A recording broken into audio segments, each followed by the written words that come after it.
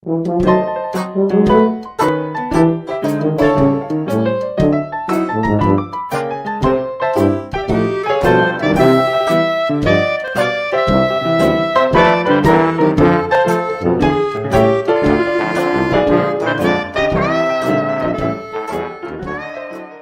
everybody, it's Grandmama. Time for another story from a hometown scrapbook. Tonight's story, shipbuilding. Hello there. We've talked a lot about seagoing men who went out of Grace Harbor in little schooners that found their way to all parts of the world. We've talked of their ships.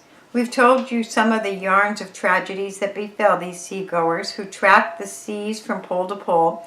And we've spun the stories of their adventures and their experiences. But tonight we're taking a different track. We're going to talk about the ships that were built here on Grace Harbor, the one of the busiest shipbuilding ports in the world, and of the men who built those ships.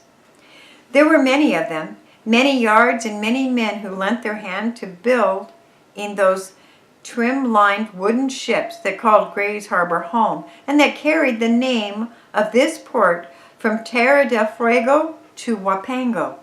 And so when Dick has said his few words from our sponsor, we'll open our scrapbook to the stories of the wooden ships and the men who built them.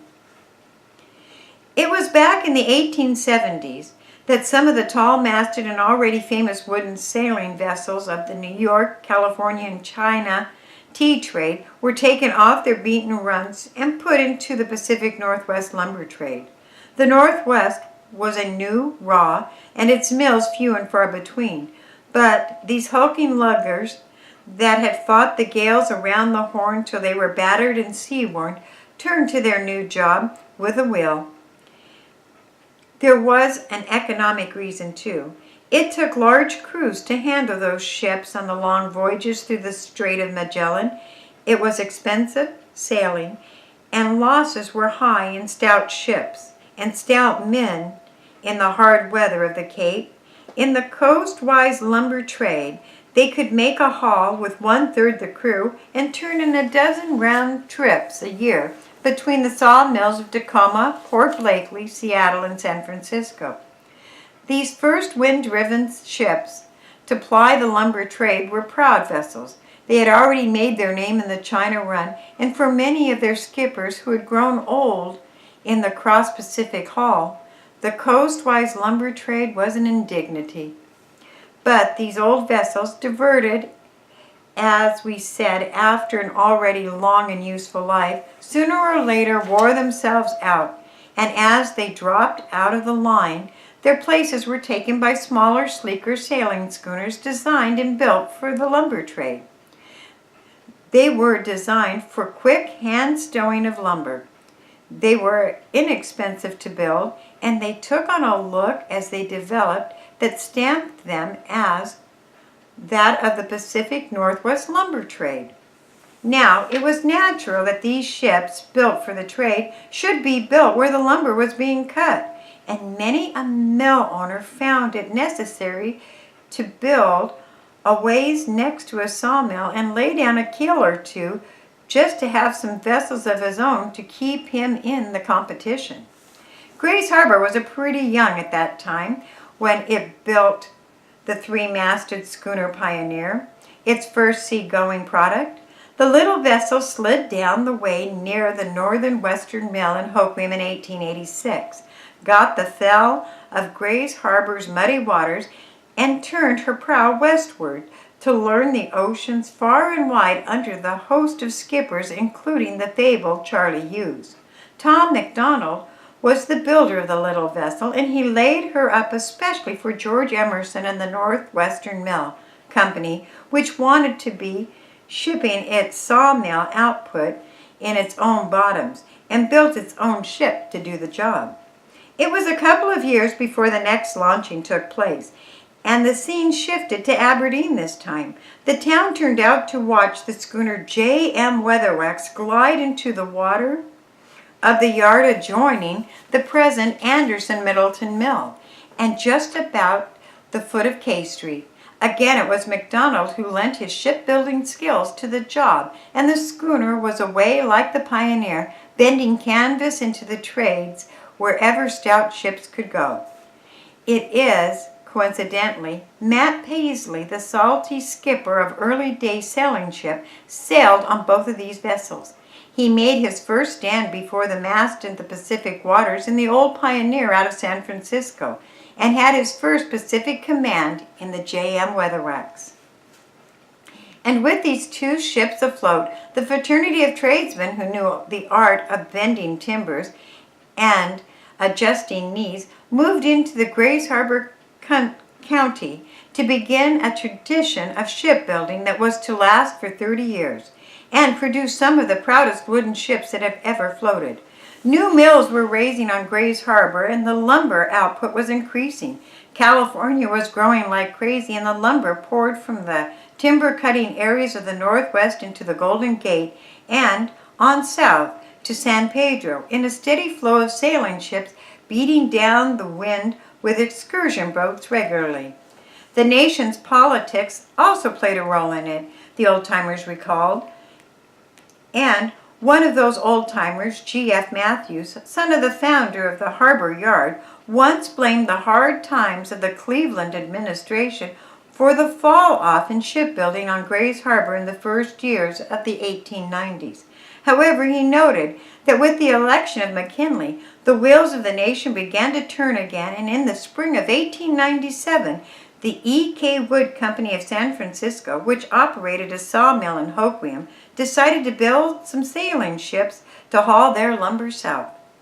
And like most of the sawmill operators, they decided to start with their own venture.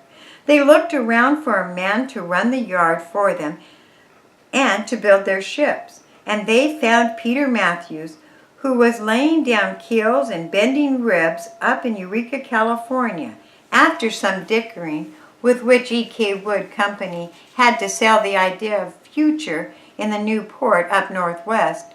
But they were successful, and in early 1897, Peter Matthews, who was to become a key figure in Grays Harbor shipbuilding, moved his equipment and crew to Hoquiam.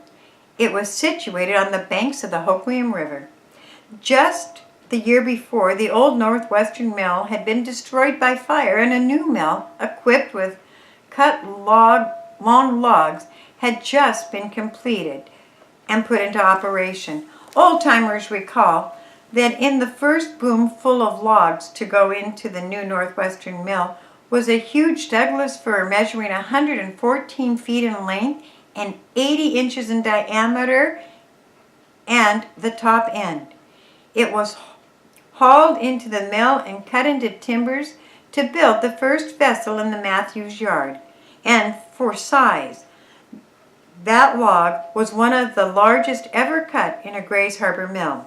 The first vessel out of the new Matthews yard was a 4-masted schooner, Defiance, of 604 tons. It was the daddy of the long string of schooners, steamer schooners, and motor ships to be built in the harbor right up until the 1920s.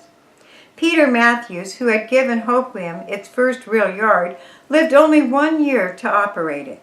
He died in 1898.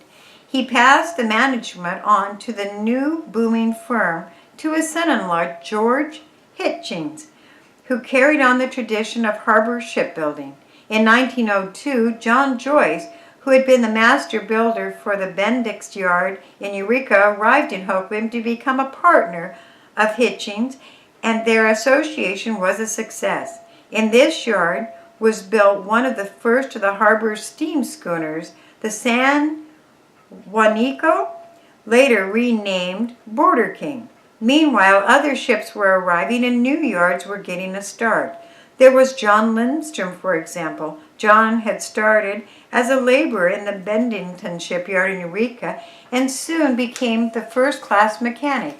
In 1899, he struck out for himself and landed on Grays Harbor. His first move was to lease the shipyard belonging to the West and Slade Mill Company and lay the keels for a pair of steam schooners, the Aberdeen and the San Pedro.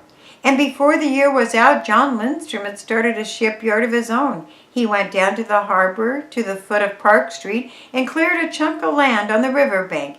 And by 1900, the Lindstrom Shipbuilding Company was greasing its way for launching. Four-masted schooners were the specialty of this yard, and Lindstrom gathered about him many well-known local figures who took a hand in the project. Jim Fuller, present Aberdeen City Treasurer, kept John's books for a time, and Fred Hewitt, who was later to operate the famous Humboldt Saloon, swung a sledge in the yard and was to call the man on Gray's Harbor who could strike the hardest blow with them all. Hardly had John Lindstrom moved his gear from the West and Slade Yard down to his own operation than Cousins and Whitney came to Aberdeen and leased the West and Slade site. The steam schooner Coronata slipped down the ways of their yard, well known for years along the coast in the lumber trade, and the ship that put in more than 40 years afloat in the coastal waters.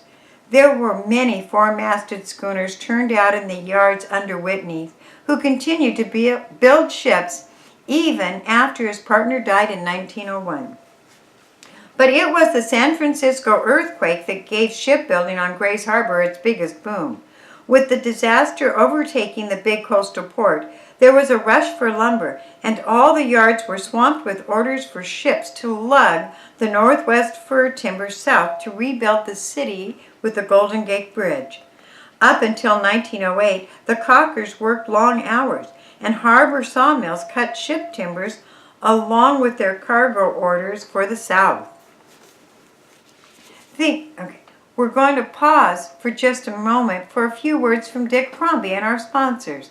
Then we want to tell you of a quartet of wooden sailors that ended the harbor shipbuilding days. Dick, it's your turn. When the World War came whirling into Gray's Harbor, every shipyard went to work to build wooden ships to span the Atlantic and win the war. The old Lindstrom Yard became the Gray's Harbor Motor Shipyard Corporation, and a new yard started on the banks of the Wishcott, the end of B Street. But generally, the ships that went down the ways in this drive to bridge the Atlantic were built in the yards that had turned out the old sailing schooners. And when peace came suddenly, Gray's Harbor Yard stopped suddenly too, and the ringing of hammers that had once been heard around the clock gave way to silence. Many of the old-time shipbuilders were gone by this time. The men who had built the great sailing ships of the early years of the century had been tightly knit band of ship tradesmen, and none remained. And when in 1919 orders came through for 3 5-masted barkentines, they were ready for them to be built. They were to be the last of their kind laid down in the harbor. They included the Forest Dream, the Forest Friend, the Forest Pride, of the 1,600 tons reinforced with steel at the bilges, and into those 3 ships, the last of their kind, were pouring all of their know-how into them. At the same time, the schooner Vigilant, also a 5-master, was being built in Hoquiam for the E.K. Wood Company, a ship that was to be known as the harbor vessel with a harbor master, and to sail the seas for years, until the last as one of the most famous of the sailors afloat. And then, with the end of 1921, the era of shipbuilding on the harbor, except for the smaller boats, came to an end. The late war brought a flurry, but they were small, awkward tugs compared to the sleek line sailing ships that carried Gray's Harbor's name to the 7 seas and built the tradition of fine ships that rate a prominent place tonight in our hometown scrapbook. Thanks for listening.